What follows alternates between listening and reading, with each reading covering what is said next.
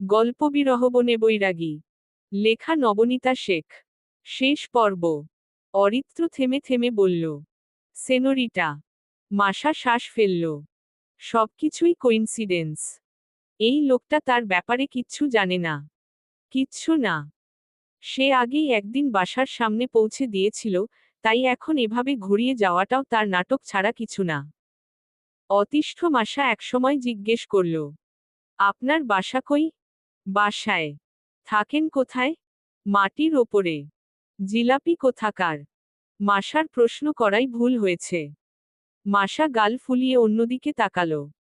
অরিত্র আর চোখে সেটা দেখে না হেসে পারল না।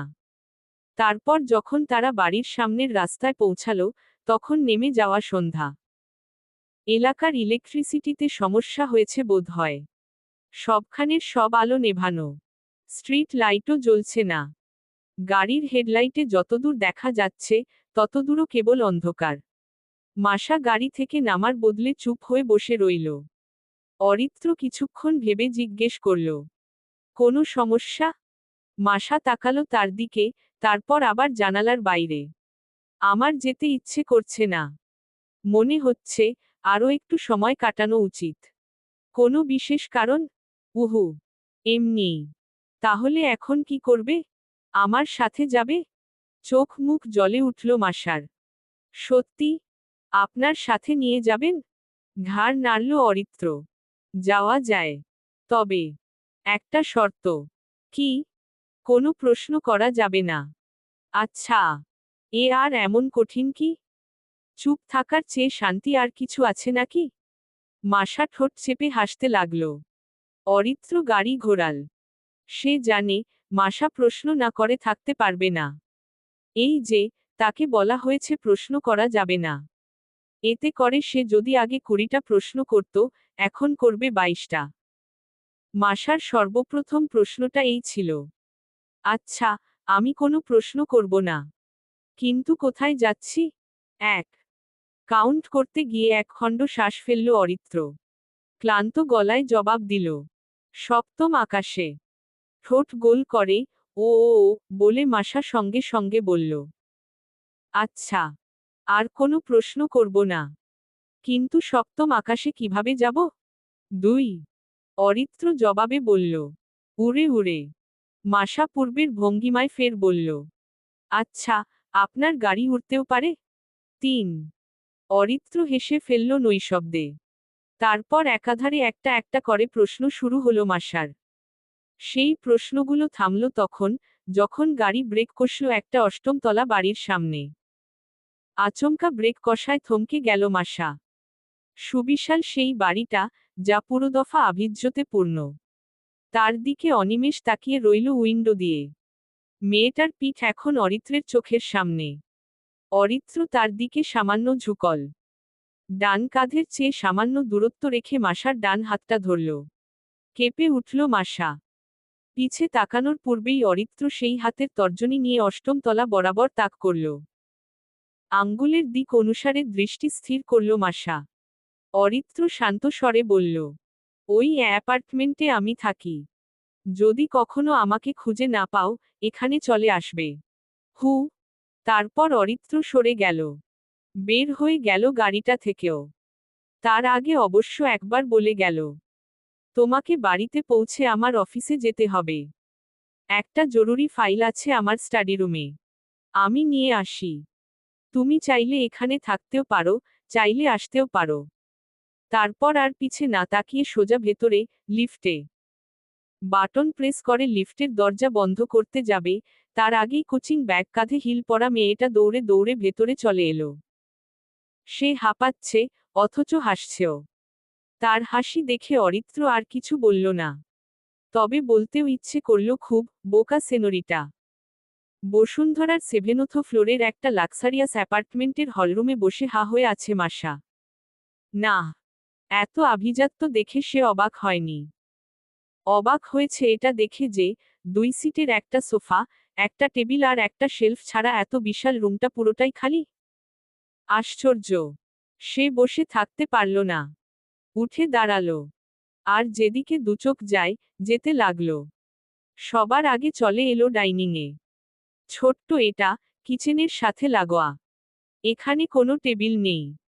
কেবিনেটের সাথে লাগোয়া একটা এক্সট্রা স্পেস আর একটা চেয়ার। পুরো কিচেন ঘুরে খাবার মতো পেল শুধু কফি, কিছু মগ, একটা গ্লাস, একটা জগ আর দুটো চামচ। ওহ, ওয়াও!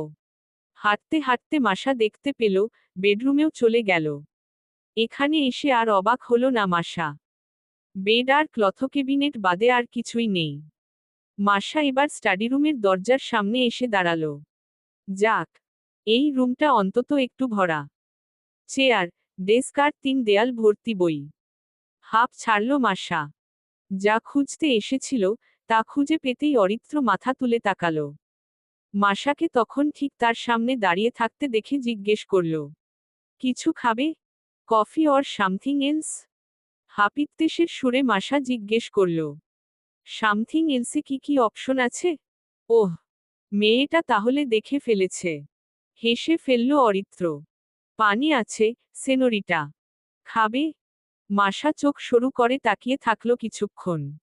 আর তারপর জিজ্ঞেস করল, ঘরে কিচ্ছু নেই? আপনি কি এখানে আসলেই থাকেন? বের হতে হতে অরিত্র পিছে ফিরে তাকালো। আমি রাতের মিল স্কিপ করি। আর সকালে স্রেফ কফি। লাঞ্চ অফিসেই করি। বাকি সময় খিদে পেলে অনলাইন অর্ডারে আনিয়ে নিই। তারা মিডনাইটেও এভেলেবল। মাসা আর কিছু বলল না এখন। অরিত্রের পিছে পিছে লিফট, এরপর আবার গাড়ি। উঠে বসল দুজনই। গাড়ি স্টার্ট করা হলো। ড্রাইভ করতে থাকা অরিত্রের দিকে অনিমেষ তাকিয়ে রইল মাসা। টের পেতে অরিত্র জিজ্ঞেস করল, কোনো সমস্যা? দীর্ঘশ্বাস ফেলে জিজ্ঞেস করল মাসা। আপনার বাড়ির খাবার খেতে ইচ্ছে করে না? না, আসলেই না। কেউ একজন অনেক ভালোবাসা নিয়ে আপনার জন্য কিছু খাবার রান্না করবে, আপনার ইচ্ছে করে না? সম্মুখে চোখ স্থির রেখে অরিত্র জানালো, এমন কেউ নেই। অবাক হলো মাসা। নেই? আপনার প্যারেন্টস? তারা দেশের বাইরে থাকেন। তাদের রান্না মিস করেন না? আমার মা রান্না করতে জানেন না। ও মা! তাহলে কি খেয়ে বড় হয়েছেন? বাতাস। মাসার প্রশ্নগুলো এক একটা তার মতোই আজব। দ্বিতীয়বার যখন তার প্রশ্নগুলো থামল, তখনও ব্রেক কষল অরিত্র। তার বাড়ির সামনে এখনো ইলেকট্রিসিটি নেই। মাসা থেমে থেমে জিজ্ঞেস করল, পৌঁছে গেছি? হু। মাসা দীর্ঘশ্বাস ফেলে নামল। এরপর একবারও না তাকিয়ে সোজা চলে গেল বাড়ির ভেতর।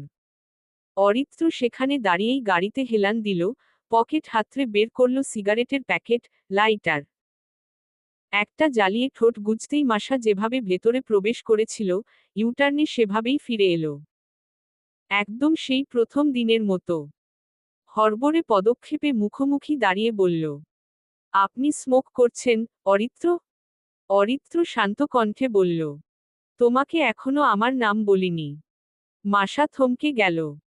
তবু দমে না গিয়ে বলল, বলেননি। যাই হোক, আপনি সিগারেট খাবেন না? অরিত্র তাচ্ছিল্যের সাথে সূক্ষ্ম হাসল।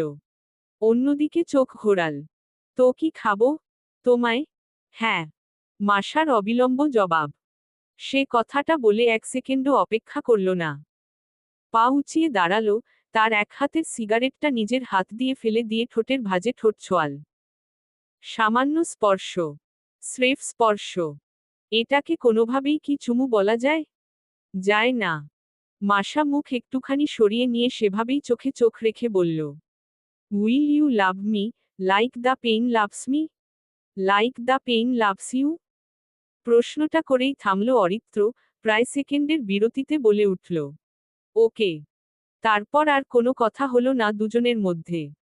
একটা অর্থবোধক শব্দও না। ঠোঁটের দূরত্বে মাইনাসে চলে এলো। যেন অরিত্র তাকে বোঝাতে লাগলো এটা যে, দেখো বোকা মেয়ে, একটা পারফেক্ট কি সেটাকেই বলে। মাসা ঘরে চলে গেল। হাত দুটো হয়ে এলো মুষ্টিবদ্ধ, চোখ দুটো বন্ধ আর ঠোঁটে মৃদু হাসি।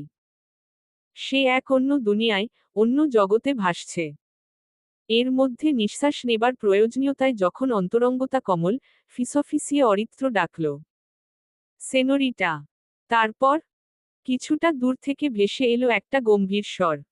মাসা আঁতকে উঠল। বড় বড় চোখে তাকালো ডাকের উৎসের দিকে।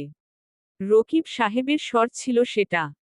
তিনিই বলেছিলেন, মাসা, কি করছো? মাসার হাঁটু কাঁপতে লাগলো, ফুটবল লাগতে লাগলো ভীষণ। ব্যাখ্যায় বলতে লাগলো, বাবা, প্লিজ রাগ করো না। আম সরি। ও হচ্ছে অরিত্র। আমি ওকে খুব পছন্দ করি বাবা। I'm sorry again. Really very sorry. Masa কাঁদো কাঁদো গলায় এটুকু বলেই অরিত্রের দিকে তাকালো। প্রতিবার তো সামান্য থেকে সামান্য বিপদে লোকটা তাকে হেল্প করেছে। আজ কেন মূর্তির মতো এভাবে দাঁড়িয়ে? কেন কিছু বলছে না? ঠোঁট উল্টে এলো মাসার। শব্দ করে কেঁদে উঠল। খালি পায়ে দাঁড়িয়ে একা পাগলের মতো কর্মকাণ্ড করতে থাকা মেয়েটার দিকে নিষ্পলক তাকিয়ে রইলেন রকিব সাহেব। খালি পায়ে দাঁড়িয়ে একা পাগলের মতো কর্মকাণ্ড করতে থাকা মেয়েটার দিকে নিষ্পলক তাকিয়ে রইলেন রকিব সাহেব। সময় নিয়ে জিজ্ঞেস করলেন, কোচিং থেকে বের হয়েছ কখন? যাইনি। তোমার ফোন ফেলে রেখে এসেছিলে, তোমার ক্লাসমেট দিয়ে গেছে। রকিব সাহেব মাসার ফোন এগিয়ে দিলে মাসা বিভ্রান্ত হাসে। তারপর আচমকা একটু আগের ছটফটে ভঙ্গিতে অরিত্রকে বিশ্লেষণ করা থেকে পাল্টে গিয়ে আহ্লাদী হয়ে যায়। বাবার ডান হাতটা নিজের দুই হাতে জড়িয়ে মুচকি হেসে বলে, বাবা, আজকে আলু পরোটা বানাই? আচ্ছা, ঠিক আছে। আমি ফ্রেশ হয়েই বানাবো। এর মধ্যে ফ্ল্যাটে প্রবেশ করতে করতে রকিব সাহেব আবার জিজ্ঞেস করলেন, খালি পায়ে কেন হাঁটছ? বাবা, কোচিংয়ে যাবার সময় জুতো ছিঁড়ে গেছে। কোচিংয়ের পাশে সেলাইয়ের দোকান ছিল। ওইদিকে ক্লাস শুরু হয়ে গেছে। আমি জুতা ওইখানে রেখেই ক্লাসে চলে গেছি। ফেরার সময় মনে নেই আনতে। আগামীকাল আনব। এই কথাগুলো তার ঠিক ততটাই সত্য, যতটা মিথ্যে ছিল কিছুক্ষণ আগের ঘটনাগুলো। রকিব সাহেব স্থির চোখে তাকিয়ে রইলেন। অরিত্র, যার কোনো সারনেম নেই, আমি দিইনি। সে ছিল পুরোদস্তুর আমার ভ্রম। এই সত্যের মুখোমুখি হলাম সেদিন, যেদিন তাকে আমি প্রথম চুমু খেলাম। সেদিন, যেদিন বাবা সব জেনে গেল। এত সব সাইকিয়াট্রিস্ট ঘুরিয়ে টুরিয়ে বাবা কতভাবেই না চেষ্টা করল মানাতে যে, বিশিষ্ট জনাব আমার স্রেফ ভ্রম। আমি মানতে রাজি নই। ওই বখাটেদের থেকে বাঁচানো, বাসে ওঠানো, ফুচকা গলায় আটকে গেলে পানি এনে দেওয়া, উল্টে যাওয়া রিকশা থেকে বাঁচানো কিংবা জুতো ছিঁড়ে যাওয়ায় নতুন জুতো কিনে দেওয়া ও তার অ্যাপার্টমেন্টে নিয়ে যাওয়া। এসব কিভাবে আমার ভ্রম হতে পারে, বলুন তো? কোনোভাবেই সম্ভব না। এত ডিটেইলস তো মানুষের স্বপ্নেও থাকে না। তারপর একদিন একদিন করে, আমি বুঝতে শিখলাম। আমি সুস্থ হলাম। আমার একাকিত্ব আমাকে দিয়ে যেই কল্পনাটা করিয়ে নিয়েছে, তা তো এতটাই ডিটেইলড হবার কথা। তাই নয় কি? আমি আমার সেশনের মাঝ দিয়ে বসুন্ধরার সেই এলাকাতেও গেলাম। সেখানে ওইরকম অনেক অ্যাপার্টমেন্টের মাঝে এক্সাক্ট কোন অ্যাপার্টমেন্টের দিকে অরিত্র আঙ্গুল উঁচিয়ে দেখিয়ে বলেছিল, যদি কখনো আমাকে খুঁজে না পাও, এখানে চলে আসবে। আমার মনে আছে স্পষ্ট। আমি সেখানেও তাকে খুঁজেছিলাম। পাইনি। ওই প্রথম দেখা। ওই দিন রাস্তায় দুটো ছেলের টিজ করার মধ্যে দিয়ে আমি রিকশায় উঠে পড়লাম। সারাদিন রাত এক করে ফিকশনাল নোভেল পড়তে থাকা আমিটা আটকে রাখা শ্বাস ফেলে ভাবতে লাগলাম, কোনো এক রাজপুত্র এসে যদি আমাকে এই বিপদ থেকে উদ্ধার করত। যদি করত, সে কিছুটা গম্ভীর, খানিকটা দুষ্ট আর আপাদমস্তক ইগোয়েস্টিক হও। সে ঠিক কিভাবে আমাকে সেভ করত। বাসের অমন পরিস্থিতিতে, যদি কেউ আসত। যদি কেউ এসে আমাকে এক হাতে শক্ত করে ধরত, তারপর বাসে উঠিয়ে দিত। আর ওই কথোপকথনগুলো। আমি সেদিনও বাসেই গিয়েছিলাম, তবে একা। রিকশা সেদিন উল্টে পড়েছিল ঠিকই, তবে আমাকে বাঁচিয়েছে সেখানে থাকা মানুষেরাই। ফুচকা কাণ্ডে পানি আমি নিজেই খেয়েছি। আর সেই হাঁটতে থাকা রাস্তা তো কল্পনার পরে উৎসর্গ করে দিয়েছি। তারপর ছিঁড়ে যাওয়া জুতো মুচির দোকানে দিয়ে ক্লাসে গিয়ে অমনোযোগী বসেছিলাম। সেই কালো গাড়িটা, কালো শার্টের প্রথম দুটো বোতাম খুলে রাখা মানুষটা, যার হাতে কালো ওয়াচ, ফর্সা বুক, চোখ দুটোয় ছিল কিছু একটা। আর শেষমেশকার চুমুটা ছিল আমার ফিরতি রাস্তার ভ্রম। My first kiss. With someone who doesn't even exist. যেদিন আমি তাকে আমার কল্পনা হিসেবে কবুল করে নিলাম, সেদিন আমি কতটা ভেঙেছিলাম, সেটুকু নাই বা বললাম। শুধু এটুকু সত্য, ওই মানুষটা, যাকে আমি অরিত্র বলে মানতাম, যাকে আমি আমার গুমট জীবনের চাঞ্চল্য হিসেবে মনে জায়গা দিয়েছিলাম, সে এরপর হারিয়ে গেল একদিন। আমিও হারালাম আমার অনুভূতিগুলো। আমিও হয়ে উঠলাম নির্লিপ্ততা। ছোট্ট মাসা, তারপর এভাবেই বড় হয়ে গেল। মাসনুহা মেহনুর। 11 জুলাই 2016। বাড্ডা, ঢাকা। 8 বছর পুরনো জার্নালটার শেষ পৃষ্ঠায় এটুকুই লেখা। এরপর আর মাসনুহা সেটা খুলে দেখেনি, ফেলেও দেয়নি, অযতনে রেখে দিয়েছে আলমারির পুরনো এক ড্রয়ারে। দীর্ঘ 10 পর মাসনুহার জীবনের সবচেয়ে বড় পরিবর্তন যেটা, সেটা হলো রকিব সাহেবের মৃত্যু। তিনি যখন মারা যান, তখন মাসার ইঞ্জিনিয়ারিং পড়া শেষ, দেশের বাইরে যাওয়ার পরিকল্পনায় ছিল। শান্ত, শক্ত, অনুভূতিহীন একটা বাস্তবজ্ঞানসম্পন্ন মেয়ে সে। দাদার বাড়িতে বাবার দাফন হলো। 2 দিন সেখানে থেকেই মাসনুহা পুরনো অ্যাপার্টমেন্টে ফিরে এলো। সে আরও একবার নিজেকে হারালো। হারিয়ে গেল তার নামটুকুও। বাবা ছাড়া কেউ তো ছিল তাকে মাসা ডাকার। সে হয়ে উঠল মাসনুহা মেহনুর, অথবা স্রেফ মাসনুহা। আর তারপর চলে গেল অস্ট্রেলিয়া। সেখান থেকে যখন ফিরল, তখন যেন মাসনুহার মধ্যে আরও একদফা গাম্ভীর্য কেউ ঢেলে দিয়েছে। অহেতুক তো আগেই হাসত না, এখন সম্মানসূচক হাসিটাও তার আসে না। দেশে ফিরেই সে একটা কোম্পানির অফার লেটার পেয়ে গেল। জয়েনিংয়ের পর মাসনুহার রুটিনটা এমন: সকালে কফি, লাঞ্চ অফিসে, রাতের মিল স্কিপ, ইচ্ছে করলে মিডনাইটেও এভেলেবল রেস্তোরাঁ আছে, যারা হোম ডেলিভারি দিয়ে থাকে। রুটিনটা চেনা লাগছে না? লাগারই কথা। এসবের মাঝে মাসনুহার পানসে জীবনটা অহেতুক এক শখ পোষণে কাজ করতে লাগল। তার 6 ডিজিটের স্যালারি থেকে সে হিসেবই খরচ করতে লাগল। আর বাকিটা? সেভিংস। তারপর একদিন সে করে বসল একটা অভাবনীয় কাজ। তার সেভিংসের সবটাই ব্যাংক থেকে উইথড্র করে নিল। আর ওই অ্যাপার্টমেন্ট, ওইটা কালো রঙের গাড়ি থেকে যেটার দিকে আঙুল তাক করা ছিল, ওইটা বিক্রি হচ্ছে। এ কথা জানার পরও মাসনুহার মতো উন্মাদ মেয়ে চুপ থাকবে? নিজের এই অবধি জমানো সব টাকা ডাউন পেমেন্টে সে কিনে নিল অ্যাপার্টমেন্টটি। আর যে বলেছিল, সে বাস্তবজ্ঞানসম্পন্ন হয়ে গেছে, সে এইখানে ভীষণ ভুল। মেয়েটা এখন আগের চেয়েও বেশি পাগলামি করে। তবে তার পাগলামিগুলো অনেক শান্ত, অনেক নির্লিপ্ততা। অফিসের নিচে দাঁড়িয়ে মাসনুহা বৃষ্টি থামার অপেক্ষায় ছিল, ছাতা নিয়ে আসেনি আজ। বা হাতে ঘড়ির সময় দেখে সে আবার সম্মুখে তাকালো। হঠাৎ তার এক কলিগ ডাক দিল, এক্সকিউজ মি, মাসনুহা? মাসনুহা পিছে ঘুরে বলল, জি, আমি আতিফ।